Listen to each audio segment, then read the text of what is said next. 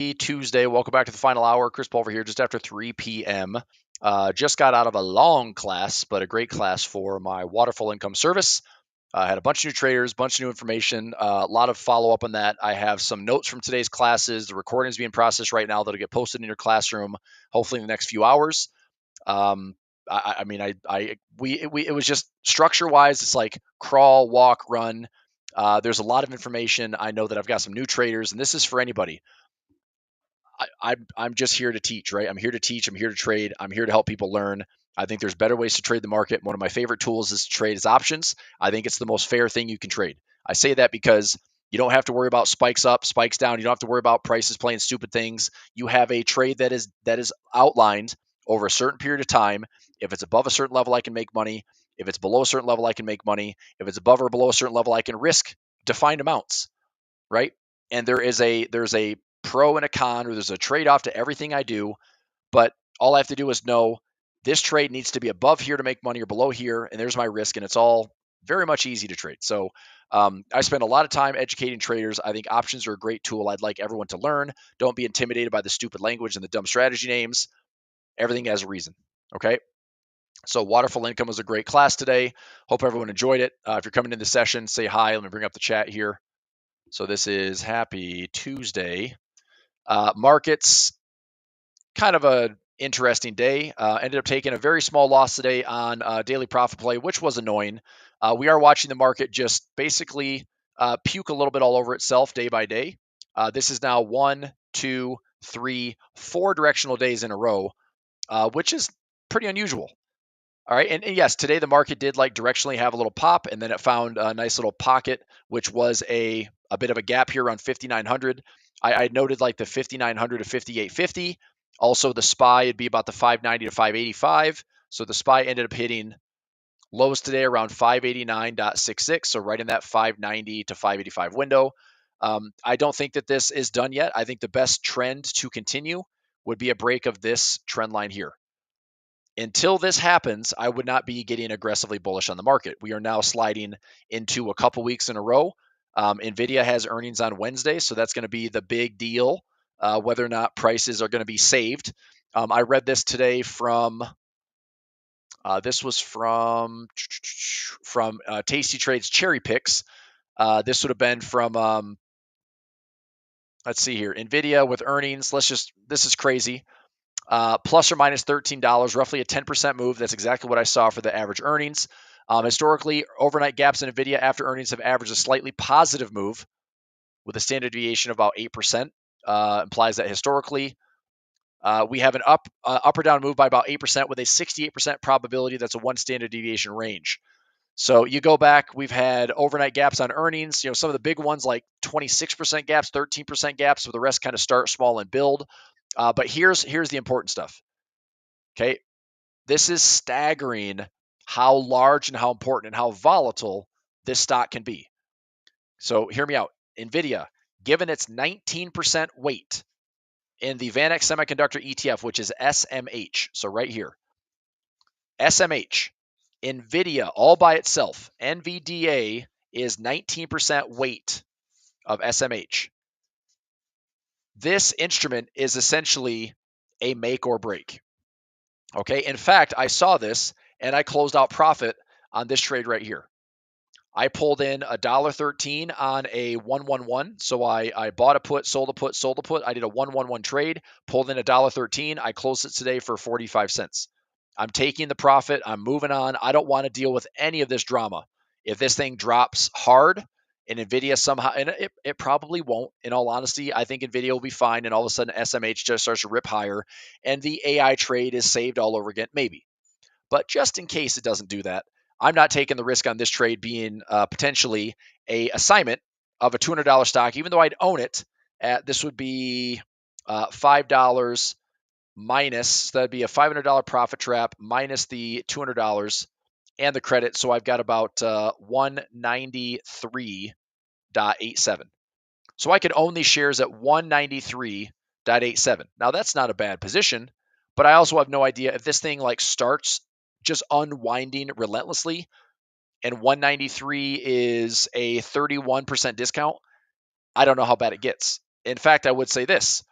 this 5-period yearly pivot might actually be a better position to start building from. So I'm just going to take the profit on that 111, and I'm going to look to see, does this come down to 180, 170? And if so, then I'll get more bullish on SMH. But that would be after like a 30+% correction. So, but this is crazy. I'm not done with these stacks. This is pretty nuts. 19% of SMH is all NVIDIA. NVIDIA's earnings can create outsized volatility in the semiconductor sector. A big beat, so positive earnings, could help this stock a ton, and a big miss could pull the entire ETF down a lot. Also, it's not just SMH, which is a huge market cap weighting here, but also the 7% of the SPY, okay? NVIDIA with a $3 trillion market cap is 7% of the SPY market cap, and it's 8% of the QQQ market cap. So NVIDIA earnings can literally be a broad market mover this week. And so will NVIDIA be up or down? Because if it is up or down, guess what that's likely going to do to the markets? NVIDIA going up is probably bringing the indexes up. NVIDIA going down is probably bringing everything with it. So it is a crucial earnings report that could be a make or break for the market. Okay. And when I say break, I mean temporarily, probably short term, but it's going to be painful if we have a nasty spill on NVIDIA to the downside. Earnings trends wise, their revenue has been growing, their EPS has been growing. They do have another pretty robust forecast. So they're looking at previous estimated revenue is 33 billion, and they're looking at 38.1 billion. So it's still like steady revenue growth. I know there was the big news on DeepSeek that hurt them really badly, but they came back and filled the gap. Now it's back in between. There's just a lot of indecision right now. I think my biggest concern, technically speaking, would be this: if NVIDIA rolls through this trend line, I would say it could be a painful next like 30 to 60 days. If this thing breaks lower, you better hope that thing wants to rip back and find a gap. If this thing gaps higher, everyone could breathe a nice sigh of relief. The market's probably going to go higher. Maybe renew the optimism in semiconductors, renew the optimism in AI, renew the optimism in momentum and growth. Maybe have a big, ridiculous green heat map where everything's green for the day. I think it's silly that we've got to think about one stock meaning that much, but it's probably true. Am I going to straddle the earnings? No. I'm not, because I calculated about a $13 move. And even if I did a trade that I like to trade, like one of my services newsbreakers, I priced it out this morning. I was on this customer service call, and it was going to cost me like $12.60 for what I can probabilistically calculate as like a $13 move. That's a terrible trade. So I think NVIDIA is so priced with a high premium that I'm not going to do anything with it. At the same time, I'm not going to sell premium, even though it seems like that would be the logical answer, is just sell a ridiculous amount of premium, right? But if I get, let's say I get 10 cents on the dollar here, does that get me excited about NVIDIA? Like, not even close, right? So here's an example. Are we going back above 155 or 160? I don't know. Let's find out. NVIDIA trading at a 63.2 IV rank. Let's go out to Friday. Are we getting back above 155? Well, could I do a broken wing butterfly at the all-time highs? Maybe like pin it at a 160. Is it possible? And I have no idea. This trade could be a terrible idea. But if we're averaging about a plus or minus $8 or plus or minus $12, $13, this thing would have to go $31, like a 3 standard deviation move, for me to have any trouble in the trade. But here's what I'd have to consider. If I wanted to do let's go butterfly call spread, and I'll pin this thing at 160. I have no idea if this trade is going to look good, but I'm going to try to price it out. So if I pin it at 160, I mean, it's just a horrible trade. So if I do a 160 that's a terrible trade. I pin it for a broken wing butterfly. Whatever. I'm not going to take the trade. If I would say this, if I could get this trade for like 50 cents, I might take the trade. But for me to go 50 cents, I got to take on $2,000 in risk. That's stupid. If I went out to 190, I mean, this is insane, right? I'm going out to a maximum of $40 of risk, which is $4,000, and the most I can make is like $256 or $260. No, thank you. So, and it's way out of the money. The probability of that trade it's like a 2 delta, so it's unlikely to hit. But point is, I don't like anything around it. I think it's too much on the line. I'm really just going to kind of wait and see. reactionarily, whatever word that is, like my thoughts after Nvidia earnings. So Thursday morning would be, what do I do now, right? So here's an example. Nvidia earnings. We'll just say this: a ton is riding on earnings. Okay, by far the most important earnings event of 2025. Now, why is that? Because we're looking at about a 10% average move through earnings. Okay, we're looking at a 19% weight on SMH. We're looking at a 7% weight on SPY. We're looking at an 8% weight on QQQ. That right there is a monster event. This single-handedly has the ability to move the market probably 1 or 2% all by itself. The crappy part is a lot of this is going to be pre-market or post-market, and we're probably going to have a big gap on Thursday morning. For better or for worse, we're probably going to have a gap on Thursday morning, and that's not easy to trade. So how am I positioned for it? Well, I still have positioning on the downside. So trades like this, for example, I am hedged on ES. So if we are heading lower, okay, if we are heading lower into this moving average, that is a hedge that I will take off for profit. I am hedged on MES. And if this goes to the downside, I am taking that off for profit. If we go up, then I'm going to eat the hedge for maybe a 0.25% risk, and I will watch my entire portfolio probably rip by 30, 40, 50 grand in the day. Like there's that much riding on it. Like I'm expecting to have like maybe a 1 to 3% swing in my account, which is a lot. It's not because I'm so heavily involved in Nvidia. No, it's because the broader market is basically going to make a giant decision after Nvidia earnings. So I'm going to be watching closely to figure out what I need to do afterwards. Because if this is going to happen, if this is happening, or not, well, I guess futures could be up, but if Nvidia is up, okay, if Nvidia jumps aggressively higher, let's say we gap up here, okay, we gap up here by about $10. We're probably going to see some big fat gaps on the SPY and the Qs. We'll see the indexes trading higher. We'll probably see the futures market rip on it as well. Is Nvidia able to renew some optimism? All this was a test of the 200 moving average, and then off we go to the highs again. The nice thing about this trade is if we go higher, what do I have? Ratio spread, cash secured puts, credit spreads, debit spreads, all below this level. I get paid income-wise on Nvidia, and I get a nice broad market lift in my portfolio. Hey, that's great. Cool, I'll take it. All right. If I get this to the downside, then I'm looking at hedges on MES and ES. I'm looking at possibly just waiting for better levels to get hit and then starting to look to deploy some capital with the cash that I've left, which is a lot. I've got like 35% of my portfolio in cash right now, so I've still got plenty of capital to deploy. I just want to see what this does. So, today was a red day, down about just less than 1%, which is fine. It sucks. I'm still down. But I'm up on the year. I've got some buffer, and we'll figure it out. So it's going to happen whether you like it or not. It's coming out Wednesday after market. It's all about Nvidia. That's pretty much it. Like nothing else matters this week except for Nvidia. Daily profit play. We've been super frustrated. This is a stupid week where everything's like silly directional and it's driving me crazy. And even today, I ended up taking a very small loss, which is fine. Manageable, but it came back into profit literally within about 5 or 10 minutes. We closed out the trade. And I'm just like, you piece of shit. So it closed out for a small loss. But directionally, we've had some really dumb price action Thursday and Friday and Monday and today, 4 days in a row. That is very unusual, but it is what it is. So I'll keep trading through it. I'll keep grinding through it. All signs are going to point to what does Nvidia do and how's the market going to react to it. All right. So just put this in perspective. Let me take a screenshot here. I think this is important. Okay. And then SPX.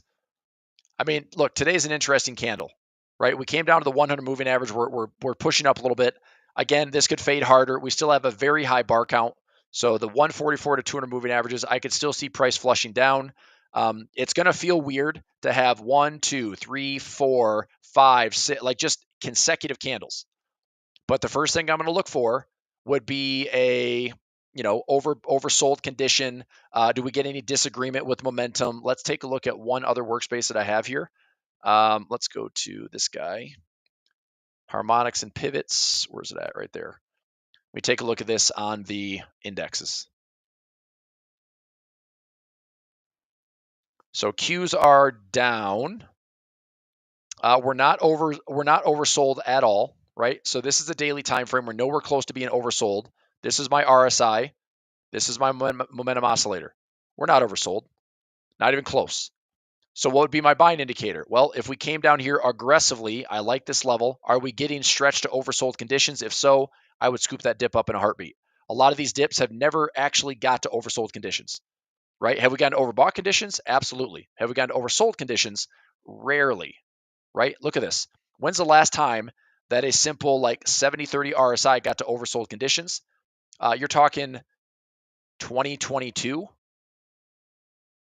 Okay, and where was that? After that very first giant flush to the downside. And was it a buying opportunity? Yeah, it was a really nice buying opportunity. This thing went up $30 in like 2 weeks. But other than that, I mean, I'm not saying I got to wait for this to get down to oversold, but I'm saying I will be looking at this thing getting back down to like 40. 40 on the RSI is like a pretty attractive buy zone. It's proven to be a good little dip indicator. Okay, so that's QQQ. It just means that I think there's more room to the downside. We've also had one of the longest. This is the second longest streak in history of closing above the 200 moving average. It's like 470 bars. It is a lot. Would you like NVIDIA enough to sell puts ratio spread with a chance? I already have it. I already did it. 115 by 110. I sold a bunch of puts at 75. I already have exposure on NVIDIA. So I have exposure on NVIDIA, whether I like it or not. So I'm not neutral, right? But NVIDIA is here. I also closed out a nice little win on Intel today. That's actually one I got to update. Let me go Intel. Let me find it here. Intel 1940, buying some shares. Okay, I'm going to jump to this trade real quick. This is a update.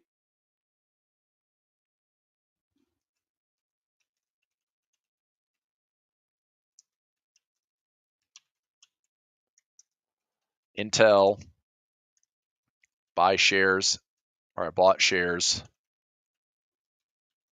at 19.40, closing at 23.35 for they'd be just shy $2.95, or actually $3.95 a share. $3.95 per share. And also Intel, a three buy call by 23 sell call for about what did I get out of that trade for? I closed out for $18. I paid like 11 and change. So 11. Let me check something real quick. Intel 1626, break even.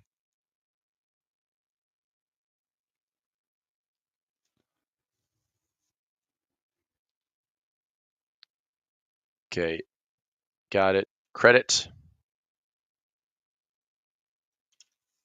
for $1.76 per contract. Okay, taking the win on Intel. NVIDIA, here's the exposure that I have. So Netflix, some ratio spreads, all looking pretty good for March. Nike, naked puts looking good. NVIDIA, here we go. I have some shares. Okay, right now I have it covered. So I have a ratio spread 115 by 110. I have naked puts at 70 and 75. I've got ratio spreads at the 75 by 55 and 75 by 45. I have shares of it covered at 135 with a put at 115, puts at 110. So I can simplify this by, here's just my NVIDIA exposure. So let's go here. Own the shares, covered, and there's my put protection. Okay, I did the 110 by 100 ratio spread. I will take on some more shares if needed. But otherwise, this is a bunch of income right here. So this is hopefully just income that never has any risk of assignment. And then I have a 100 shares that if we're greater than 135, I'm making some good profit on that. If we're back below that, I've got put protection out to April. so I can manipulate the collar trade where my 115 will generate some profit. It's already up $90, but hopefully more if needed. And then I might take on some more shares of Nvidia, maybe. Hopefully I don't have to. So we'll see. I mean, it's like I said, it's silly how important it actually is, but it is important. It's going to matter. Yep.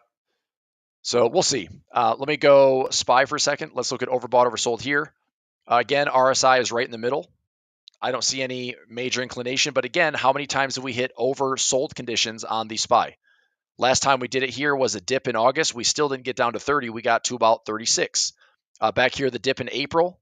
Down here about, so 40. I mean, realistically, it's like 70 and 40 would be kind of a better reading for like what's oversold or where the indicator is. And that might be because there's just tons of bots that are like, you know what, we're going to buy everything below 30. So it's like, well, how about you never get there, right? So if you get less than 40 on this RSI, that's a good opportunity to buy just basic index, you know. But there's nowhere near like extremes. We don't have extremes right now. This market has kind of fallen into like a really choppy, noisy, directionless environment. And there's catalysts, and they're trying to drive all over the place, but it's tricky right now. It's tricky. It's a lot of chop. But I think that's why I said last year it's like going into 2025 expected to be a trader's market. I hope it is a trader's market because I know how to do that. Everyone that's directional is probably struggling a lot. But anyway, that's it. Okay. Yeah. I mean, it's set up to, I think, have better, like at least positive earnings growth. Whether or not the market loves it it remains to be seen. This is one thing on Nvidia from a price standpoint, just on fair market value. I mean, I know Nvidia has been trading at a high multiple for a while. We're trading at a 50 multiple, 51 times price to earnings. Current price is 130, fair value is 100. Obviously, people are willing to pay a lot more for what they think is a darling stock. This also gives me a reason to think, well, if we do get down to $100 or even overshoot that, then I think there is a bargain to be had on Nvidia. All right. So we'll see. I mean, it's still trading right there around 130, So we'll find out. We'll find out after market on Wednesday, but it's probably going to move the whole market. Expect some gaps higher, lower on Thursday, and expect the entire market to have some type of reaction to it. Positive or negative, we'll find out. I think technically speaking, this is a cleaner trade to get a dip and just flush it out and just get the dip that we're after technically. I think the longer this goes, the harder this market gets. The longer this goes, I mean, two things, right? One is if we flush down, there's going to be a lot of buying opportunities here because that's another thing. Like think about the scare. Think about the scare the market can give investors if it like gaps lower and then flushes down. Everyone's going to be freaking the heck out. But more than likely, this market's going to find a dip and then fill a gap, and we're right back where we started. And all it is a little bit of time, But that gives the market a technical reason to drop, and then a buying opportunity that everyone's been waiting for the last 6 months essentially. Like, give me a pullback. This is the last pullback that we had. That's 5-6 months ago. So if we do have a nasty spill to the downside, I'm still looking at it as a buying opportunity. I'm just going to be careful and cautious on how much I allocate. I think I'm still going to take a couple of nibbles here just in case this thing gets worse for wear. But between this 200 moving average and this outer trend line structure, I'd say between like 5,700 and 5,500, that's my buy window in the S&P on SPX. So SPY, you can call that 570 to 550 if you're looking at SPY.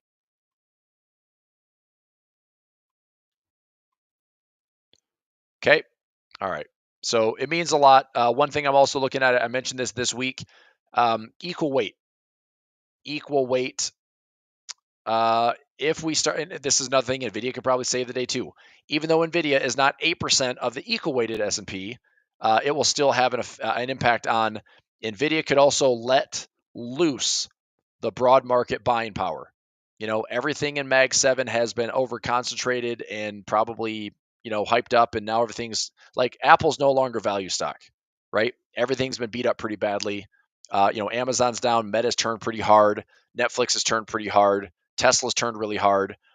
So, equal weight might be the other thing that if NVIDIA pushes higher, a lot of money might be flowing back into equal weight. which also helps reduce a lot of volatility in the portfolio.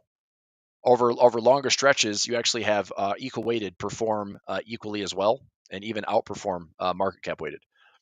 But there are stretches where it gets beat up, where it just underperforms so badly. So that's the hard part. Is there's always a trade-off, you know. So this is another one to watch for Thursday. Is like, are we pushing higher on RSP? That could be rotation into the broader market. Are we pushing down on RSP? That could be just bad things, right? Like SPY down, RSP probably down, Q's down, QQQE could be down. I mean, look at this thing turn. Poke the fresh highs on QQE and we're dropping all the way back. I still think this is pretty well supported. Can we have another dip here at the 200 moving average? Maybe. Right? So I have some exposure. I bought this thing at $90 and it's up to 97. Now it's faded a little bit. I'm just going to wait it out. Dow, I'm going to wait. I think Dow also has a really good bar count. I'm going to wait. Does it go down here? If it does, I'm looking to buy that dip. So corrections, putting in some dip territory, put in some option trades. I like the Dow quite a bit. Also, the Dow is a little bit less volatile because it is a price-weighted index and not a market cap-weighted index.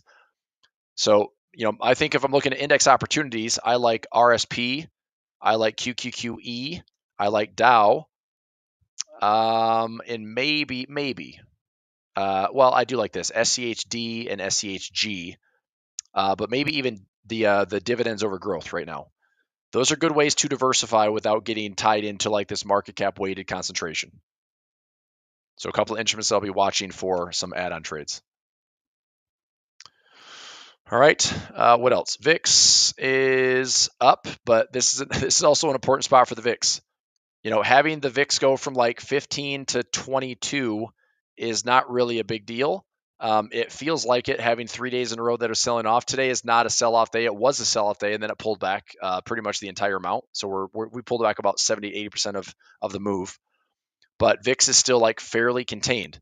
Does the VIX get worse? Well, a move from like 25 to 45 would feel like trash. But if anybody's been in these markets and you get the VIX greater than 30 or greater than 40, a premium selling strategy works very, very well. So if we have a big spike in volatility, I'm probably adding some longs in SVXY. I'm probably selling some premium all over the place, and I might just do out of the money cash secured puts on stocks I like. They might not ever get assigned, but it's income that I can generate over like a 30 to 60 day window. Dollar index pushing down a little bit lower. I'm totally good with that. I don't know if the dollar is going to catch a bid in here. I thought the 106 to 105.50 zone could bounce. Maybe it does, maybe it doesn't. I wouldn't be offended if the dollar just drops more. I wouldn't be offended if U.S. 10-year yields drop more. Oil, a lot of volatility on oil. It finally did get a little shakeout here. I'm glad I'm out of my iron condor. I took an iron condor trade when this was all starting to chop around in the middle. So I bear call spread here, bull put spread here, iron condor, 20 cents, closed out for 10, took about half the profit. That's fine. And now I'm just long on natural gas, gold, long candle to the downside. Still hasn't made any real pullbacks. We can go into overbought, oversold conditions on gold. Probably dealing with some technical overbought conditions. Okay, daily time frame, I can see it. There is divergence here. I could see the bears at least either profit taking is happening or the bears can take over a little bit in the near term. Gold, I think, offers up a pretty important buying opportunity if we get it. I'm going to be patient. I like this previous test, and I also like all of this dynamic support. I'd love to see gold offer up a respectable bounce. So I'd like to see it sell off a little bit. Know what that looks like though. Like, what does gold have to do? Why would gold be selling off a ton? Maybe more risk appetite in the markets. Maybe more risk appetite can kind of soothe the concern that's out there and all this trepidation that the market can't go any higher. But anyway, technically, I'd like to see gold get a dip. Silver pulling back a little bit, but still nicely supported around the 200 moving average, $29 and $26 there. I'm still long on SLV. Bitcoin right off the 200 moving average. I did add some exposure on Bitcoin today. I ended up protecting a collar trade for a little bit of profit, added another one in. So I'm going to keep an eye on this one. I sold at 60. I did IBIT. I sold a $62 covered call. My break-even price is, let me see what I put it out there for. So it was IBIT. IBIT shares, that was out to March. Okay, and then I added in, I think it went to May, sell the 62. So I went to May and did, it was 21 cents. So closed collar for 21 cents credit, which brings me down to 34.89, and then sell the May 16th. Is it 16th? I think it's May 16th. May 16th expiration, 62 covered call for $1.50 credit. Gives me a break even now of 34.39. All right, so my break even on IBIT is 34, which means I've got a nice little buffer of about 30% from current price. If we get back to recent all-time highs, I get it called away at 62, which would be a 23% rally. You know, maybe I get it in the way, maybe I can roll it. I will do my best. Hopefully it's not something I've got to shortchange my upside on. MicroStrategy.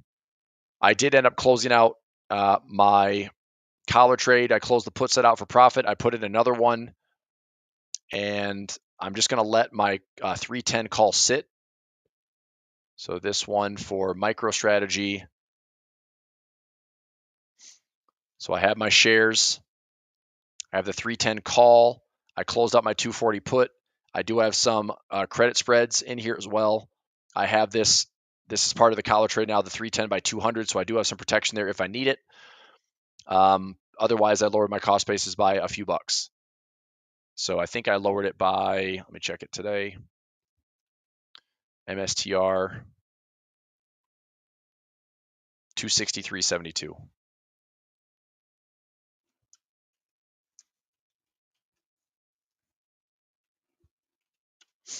Okay. So that's my new break even. The nice part here is if I get it called away, 263.72 minus 310. So I'd be up around $14,000 in MicroStrategy if the trade just works out as I have it. My break even's pretty tight. I can also sell a bunch of premium, work the cost basis down. Technically speaking, I'm looking at this to go high, low, lower, high, lower, low. We hit that symmetry today. Could it go lower? Yep, we have previous resistance here that could be future support. Yeah, so I mean this 240 to 200 level, if MicroStrategy bounces, or even if Bitcoin bounces, that's essentially the same thing. If Bitcoin goes up, MicroStrategy is probably going up with it, right? So we'll see what it does. But a move back into fill this like $300 zone wouldn't be terrible. Japanese yen pushing up into my levels here. So I got in for 0.000055. Let me see what my profit target is here. So individually, right now this is up. So my max profit's around $1,200. I'm up 440 bucks. So I'm about a third of the way to my profit that I want to be. If we get more upside here, I think that's okay. Question really is, do I love this futures trade that much? I mean, I look at this as a hedge. I think it's better for me to be holding FXY because there's no like duration risk. But I obviously make a lot more money in futures. So do I like this trade enough? Is it liquid enough to get out for 444? Let's find out. So we've got a nice little run here. Close 0.000091. So this would be closing out for about $1,100. The debit itself was like 687. Let me make sure I do the math on this. So 1133.66 minus 687. Okay. If I can close it out there, that's not bad. It's not bad. Let me see if I can close it. I'll take the profit if I can. Okay, let's go one increment lower.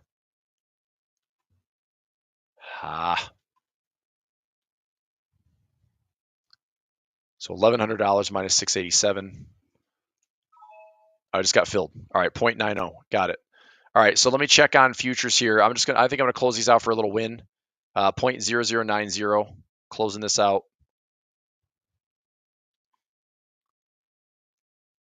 Come on. Filled. Good. All right, so I'm getting filled here. I'm going to take the profit on 6J.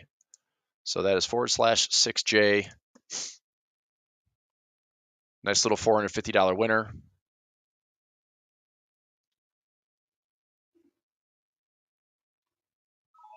Filled.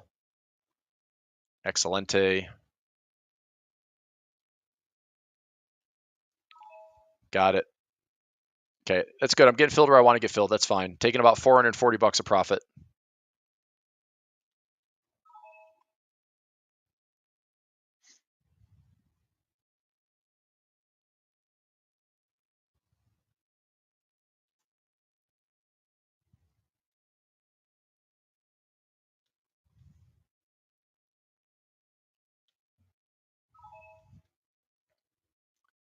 Okay, almost there. Close. Good.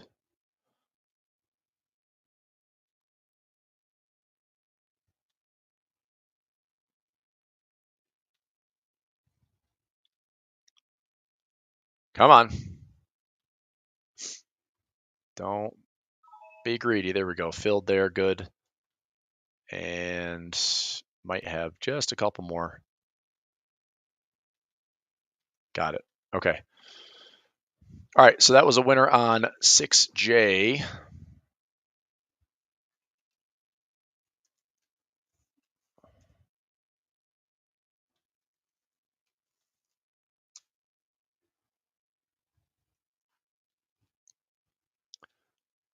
All right, so this one is done.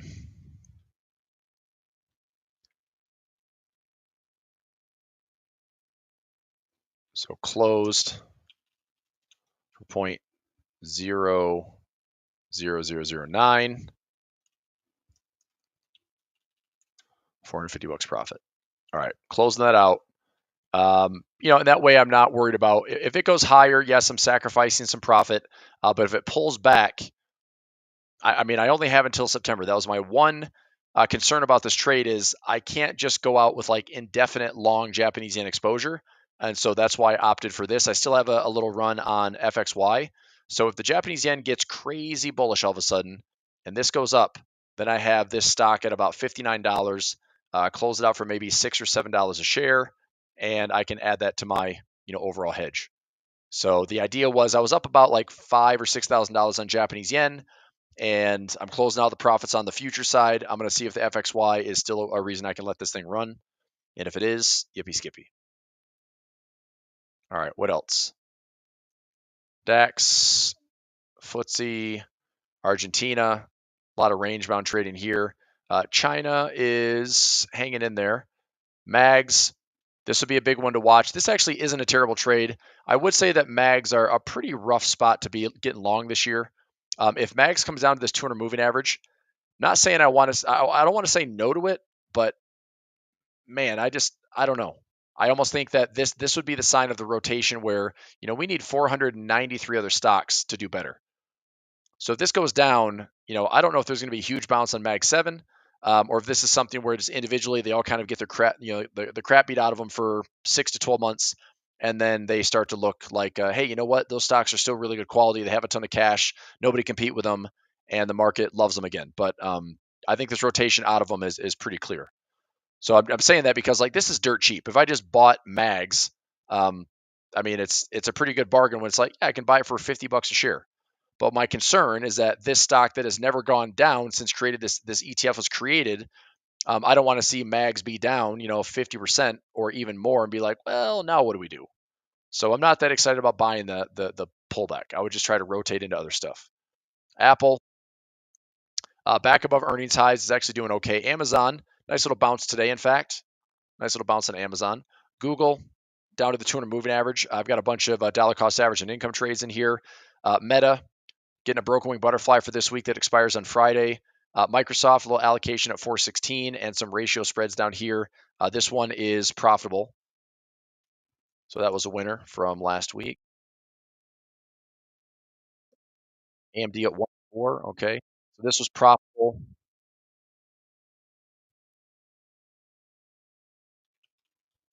So I'll say expired, full profit. And then March and March again, some income trades on Microsoft. Netflix, I close out this broken wing butterfly. That was a good one. I don't mind this stock if I'm going to get some dollar cost averaging. I've got a ratio spread down here, or a 111, and also looking at buy the the proper dips in the moving averages. Nvidia, all eyes Nvidia for this week. Tesla, not great.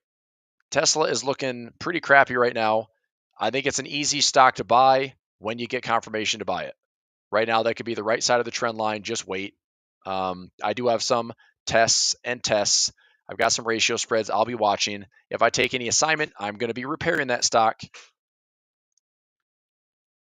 and trying to make it as simple as possible. Berkshire Hathaway, this one's looking good for a profit. Bonds, we're trading at 91.44. My TLT position is looking pretty tasty right now. So TLT, I'm dynamite, up $9,700. I still have time in the trade. April 30th is my sell side at 92. I might end up looking to close this thing. So if I take a 65 by 92, that maxes out about $27. Okay. If I close this right now, it's trading for $24.50. So I'm close to max profit on this thing. And I'm okay if it is max profit. If I wait to $27, then I close it at 27. My debit in the trade is 21. So if I close it at max 27 and 21.17, that's 23.32 per account, and I've got about 11 accounts in this trade, so it's a good chunk of profit. I've got some more profit to roll into. So I think I'm going to let it try to get greater than 92. I hope I don't regret that, but there's still plenty of time in the trade to see this thing respond the way I want it to. Fed funds rate, doing some good work. I'm actually pretty happy that it's down to 4.3. We'll see if that reflects in any updates in mortgages, because 6.85 would hopefully be able to drop about 20 to 30 basis points. That might put a little smile on my face. Junk bonds still showing credit spreads are very, very tight. So there's plenty of liquidity in the market right now. That is a good thing. Like even this little 3 to 4 day slide, this is not breaking down. So these high yield treasury spreads like AAA, BBB, CCC, the more you see this thing staying consistent and tight and going higher, it's probably a good sign. So we're not getting like this loose illiquid market. China, like I said, back up towards these highs in September. Pullback on CQQQ, Alibaba, just a crazy run here. I did close out these shares for profit, 85 and 99. I closed out for 126. Baidu still hanging around the $90 handle. I'll watch this one. FXI, K-Web staying out of JD at $40. I get it called away this week. Hopefully, I'm going to write that down. JD might get called away for profit. My break even is around $36 or something like that. Let me check my JD. 35.92. 35.92, get called away at 39, $3.08, making 46.20. If it stays above 39 this week, I could roll it, but I've got to take in earnings next week, which I don't really want to do. I think I'd just rather get the buying power back. If I get it's called away at 39, I'm getting buying power back of around 60 grand. So I think that's fair. Schwab dividend, Schwab growth. Wow, that's a big difference. This is why I am in at this 200 moving average on Schwab dividend. I just think this is going to be a little bit less exciting, a little bit less volatile, and I'm all about it. Growth, this is fine as long as we are, looking at maybe buying the dip here. But honestly, this rotation might be easier to go Schwab dividend, SEHD, instead of SEHG. I like dividends better. I mean, not like in the right market. A bull market is great for growth, but if this market is going to be looking to deleverage or get out of growth for a second or rotate out of whatever's volatile, man, growth could be like look out below, And who knows? But I'll take my dividends and my boring stuff all day. All right. I think I will wrap it up there. Tomorrow, schedule-wise tomorrow, I will be posting a video for this final hour. So I'll premiere it on my YouTube channel, youtube.com/Chris Pulver, youtube.com/Financial Wars. I'll post a video premiere. Reason why is I'm going to be at the doctor in the afternoon. So should be good from that point. Tomorrow afternoon, aftermarket is NVIDIA. Okay, there's your big bad NVIDIA aftermarket Wednesday. Expect some gaps, expect some crazy stuff. Tomorrow's going to be the calm before the storm. Anybody in my daily profit play, it'd be nice to see a calm because we haven't had it yet. This market has not been calm. We've seen really quick direction in these zero DTs, and it's been a little annoying. But it is what it is. So reality is took a loss here, small loss here, hedged my way through a win last week, which was fine. Took a loss yesterday, took a small loss today, and I'm a little annoyed, but unscathed really. It's like I lost a few $100. Big freaking deal. We'll trade through it. All right, any questions? All good? I'll let you go for today. Lori, thanks for being here. Oliver, thanks for being here. Christian, nice to see you. Mahaba, nice to see you. Overbought. Yeah, so you're in DAX and FTSE. I got it. Yeah, that's good, man. Let's see here. Nice, Christian. Good, good, good. That's a good win.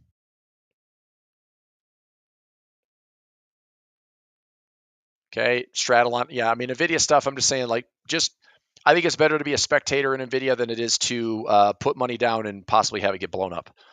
So I just think it's going to be a big event. The market's going to be really reactive because of it. And I'd rather be on the side of reaction and not have to sit here and anticipate and then get caught on the wrong side. Right? So I'd rather be ready to pounce as opposed to, oh my gosh, I've got to now backpedal and figure out how to get out of trouble. Okay, Pamela, look at that. DPP 4 for 4. Freaking awesome. That's awesome. Is DAX overbought? I mean, it was crazy overbought. DAX here. Hella overbought. Yeah, very much so. So this is not only is it overbought, but we have divergence, and it's overbought. So yes, how much so? Well, just pull back into some of these demand zones. I just think it needs a pullback. A pullback is fine. Like this market doesn't have to freaking crash. I mean, look at how far away this is from the moving averages. If all it did from a 14% stretch away move is come back and find some dynamic support, then buy the dip. I don't mind buying the dip. It's just like, give me something to buy. I just can't buy like overextended moves that have been this far above and this long in the tooth. I'm just not going to buy it. So, all right, Pamela, that's awesome. Congrats. That's a great trade through the day. 4 for 4 is awesome. You freaking killed it. Definitely not an easy day to do it. That is for sure. Okay, and then I had a chart alarm on AMD, which is down.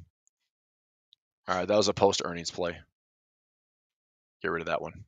Okay, that was it. I think that'll do it for today. What is your? Yeah, I closed it already. And Netflix, I closed it out for like 10 cents or less. Yep. So I posted that. I posted it in my Discord where I took the trade, and I took it was $1.15 credit. I closed it out for a 10-cent debit. So I pulled in like $1.05 net, and I'm just walking away without having the risk. I'm still going to leave this trade on for Meta. Meta, as long as we stay below 750, I make some income on this one by Friday, and also on Costco, which is making an interesting run here. But I have a profit trap here. This is a butterfly. This is a broken wing butterfly with a pin. Costco would have to get up to $1,100. I'm not saying that it can't happen, but it's unlikely. And I want to double check the option train here. So Costco by Friday. I was going to say, do I have earnings? No, earnings is next week. Oof. Okay, so earnings next week on Costco. I could have swore they had earnings, but they didn't. So earnings next week. Anyway, this trade pre-earnings is right now trading for a 5 delta. So there's no issue on my broken wing butterfly. It's set up like this. I pulled in about $1.10, and I have a trap like that. Actually, it's a little bit different. I have the $1.10 and then a trap like that. So this is my $1.10. This is my $6.10 profit trap, and there's my risk of around 20 minus 6 would be about $1,300. So my risk down here is $1,300. Make 100, make 600, and give it some wiggle room at a, right now it's a 6 delta. So probability of getting this thing at the money is pretty slim, especially pre-earnings. Anything can happen, obviously, but man, I'd love to see price getting up into my profit trap by Friday if that's possible. We'll see. So, all right, I'll let you guys go. Thanks. Good trading, Pamela. That's awesome. Great trading today.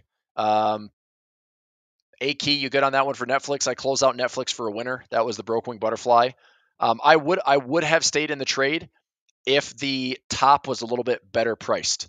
So when I took the trade originally, I had like a 1030 by 1040, and the fact that price went up here to 1063, that no longer looks like a safe top for me. So if I was in the trade at like 1060, 1070, I'd keep the trade on. But because I had the top at 1040, that was my pin price.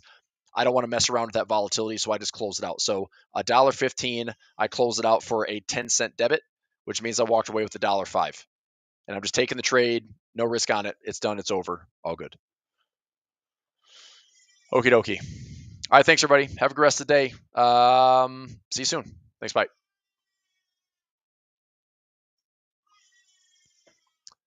That Discord post would have been in free group chat. Let me see. I'm looking for it. Maybe it was in options. I posted it somewhere. Let me see if I can just find it.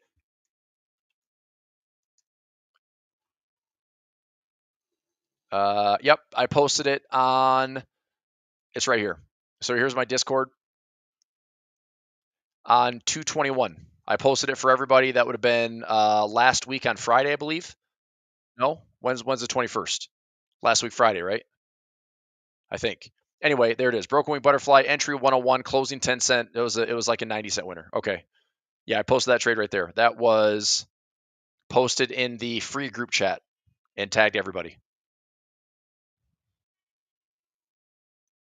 Yeah, there's a lot going on. So, but now you know. It's probably trading for, let me see what it's trading for here. Netflix. I can't see it anymore.